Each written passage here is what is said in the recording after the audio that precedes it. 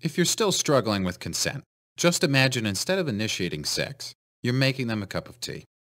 You say, "Hey, would you like a cup of tea?" And they go, "Oh my God, I would love a cup of tea. Thank you." Then you know they want a cup of tea. If you say, "Hey, would you like a cup of tea?" And they're like, I'm not really sure." Then you could make them a cup of tea or not, but be aware they might not drink it. And if they don't drink it, then, and this is the important part, don't make them drink it. Just because you made it doesn't mean you are entitled to watch them drink it.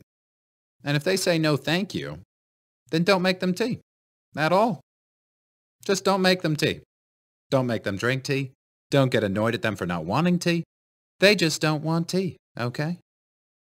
They might say, "Yes, please. That's kind of you." And then when the tea arrives, they actually don't want the tea at all.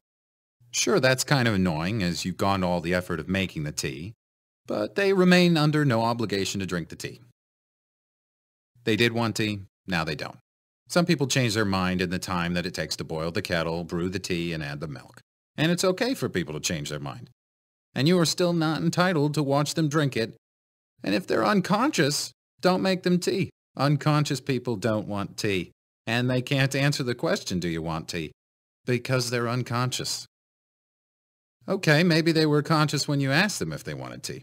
And they said yes. But in the time it took you to boil the kettle, brew the tea, and add the milk, they are now unconscious. You should just put the tea down. Make sure the unconscious person is safe. And this is the important part again. Don't make them drink the tea. They said yes then, sure, but unconscious people don't want tea.